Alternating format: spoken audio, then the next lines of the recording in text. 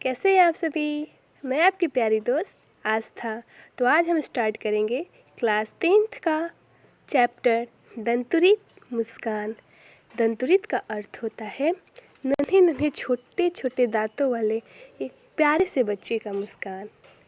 ठीक, यहाँ पे कवि नागार्जुन जी अपने से छोटे से पुत्र को देखकर, उसके स्माइल को देखकर बोलते हैं दंतुरित मुस्कान। तो चलिए इस पाठ में देखते हैं कि उन्होंने अपने बच्चे के मुस्कान पे और क्या क्या कहा है। तुम्हारी यह दंतुरित मुस्कान मृतक में भी डाल देगी जान। मृतक होता है जिसमें कोई जान नहीं हो।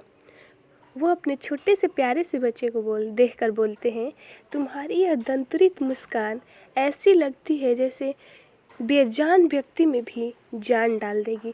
यानी जो लोग अपने जीवन से तंग आ गए हैं, अपने जीवन को जीना ही नहीं चाहते, उन्हें जीने की सारी इच्छाएं खो चुके हैं, वैसे लोगों में भी जीने की एक नई उमंग, नई आशा, एक नया सवेरा लेकर आएगी तुम्हारी यह दंतुरित मुस्कान।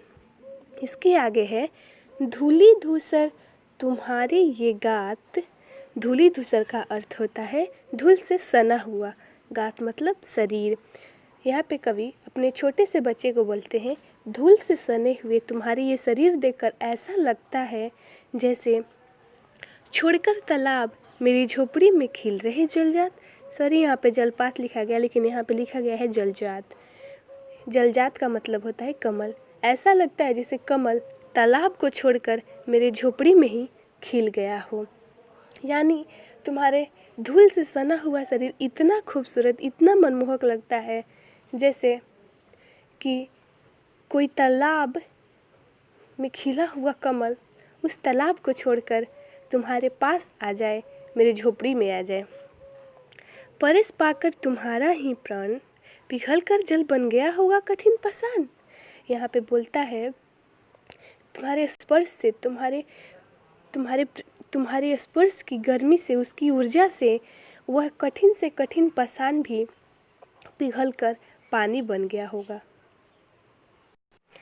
यानी कहने का अर्थ है कि कठोर से कठोर हृदय वाला व्यक्ति भी तुम्हारे स्पर्श को पाकर उसमें भी करुणा का संचार होने लगेगा, उसके भावहीन हृदय में भी भावनाएं जगने लगेंगी। यही पर इसका अर्थ है कठिन पाषाण भी पानी बन जाएगा। छू गया होगा तुमसे कि झड़ने लग पड़े शेफालिका के फूल, बास था कि बबूल। यहाँ पे कहने वाले हैं कवि अपने छोटे से पुत्र को देखकर कि तुम्हारे छुअन से, तुम्हारे स्पर्श से ऐसा लगता है जैसे बांस और बबूल के पेड़ से भी शेफालिका के फूल झड़ने लग गए हो। यहाँ कहने का अर्थ है कि तुम्हारी स्पर्श में इतनी ऊर्जा है, इतनी ताकत है, इतना माधुर्य है कि ऐसा लगता है कि कठोर से कठोर हृदय वाले, जिनके हृदय में सिर्फ गुस्सा हो, नफरत हो, कांटे हो, ऐसे लोगों के हृदय में भी एक नए हृदय का सूत्रपात होगा, उनमें भी कुछ नए बदलाव आएंगे, उनके हृदय भी में कोमलता आएंगी और उनके भारी हृदय और भावहीन हृदय में भी भावनाओं का सृजन होगा, संचार होगा। तुम मुझे पाए नहीं पहचान, देखते ही रहोगे अनिमेष। अनिमेष का अर्थ होता है लगातार, कंटिन्यू देखते रहना। बोल रहे क्या तुम मुझे पहचान नहीं पाए हो, इसीलिए तुम कब से मुझे अपलक देखते ही जा रहे हो। क्या तुम थक गए हो, मैं अपनी आंखें को फेर लूं ताकि तुम अपनी पलक झपका सको और कुछ देर विश्राम कर सको। क्या हुआ यदि हो सके परिचित न पहली बार। क्या हुआ अगर तुम मुझे पहली बार में पहचान न सके, मुझसे मित्रता न हो पाई, तुम्हें हमारे प्रेम संबंध पता न चल पाए। यदि तुम्हारी माँ न माध्यम बनी होती आज, अगर तुम्हारी माँ हम दोनों के बीच की माध्यम न होती, ना मैं सकता देख, ना मैं पाता जान, ना ही मैं तुम्हें देख सकता था, ना ही तुम्हें जान पाता था, और मैं कैसे देख पाता तुम्हारी यह दंतुरित मुस्कान और मैं कैसे तुम्हारी यह ब्यूटीफुल सी दंतुरित मुस्कान को देख पाता। इसलिए तुम्हारी माँ भी धन्य है और तुम भी धन्य हो, और जो तुम्हारी माँ माध्यम है वह सराहनीय है, जो तुम्हें इतने नाजों से पालती है, और मैं तुम्हारी इस दंतुरित मुस्कान को देख पा रहा हूँ। तो आगे बढ़ते हैं। धन्य तुम, माँ भी तुम्हारी धन्य। मैं धन्यवाद तुम्हें भी देना चाहता हूँ और तुम्हारी माँ को भी धन्यवाद देना चाहता हूँ, जिनकी बदौलत मैंने तुम्हारी इस दंतुरित मुस्कान को देखा है, महसूस किया है। चिर प्रवासी मैं इतर मैं अन्य। मैं तो चिर मतलब बहुत पुराने समय से, प्रवासी मतलब इधर उधर घूमते रहना, अन्य मतलब दूसरा, पराया। बोले मैं तो तुम्हारे लिए अन्य हूँ, कोई दूसरा हूँ, पराया हूँ। इस अतिथि से प्रिय तुम्हारा क्या रहा संपर्क।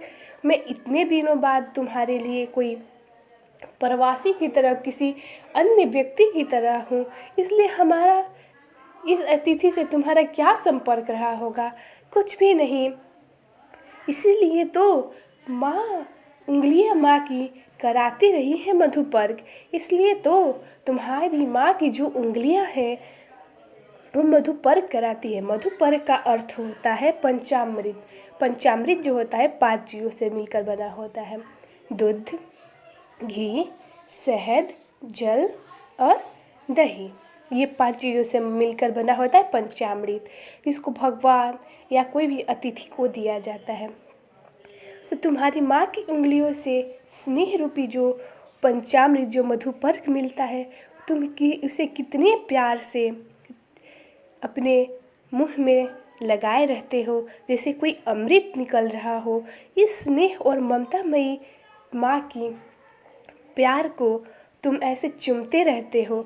देखते तुम इधर कनखी मार, और जब तुम मुझे ऐसे तिरछी आंखों से मुझे कनखी मार कर देखते हो, और जो होती जब आंखें चार का मतलब होता है आँखों से आँखों को मिलना, यानी नज़रों से नज़रों को मिलना। और जब मेरी नज़रें तुम्हारी नज़रों से मिलती है, तब तुम्हारी यह दंतुरित मुस्कान, और जब तो तुम्हारा ये खिलकर दंतुरित मुस्कान आता है तुम्हारे चेहरे पर, मुझे लगती बड़ी ही छविमान। वो मुझे छविमान का अर्थ होता है बहुत सुंदर। वो मुझे बहुत सुंदर, बहुत आकर्षक, बहुत मनमोहक लगता है तुम्हारी यह दंतुरित मुस्कान। आई होप कि आपको अच्छा लगा होगा। धन्यवाद।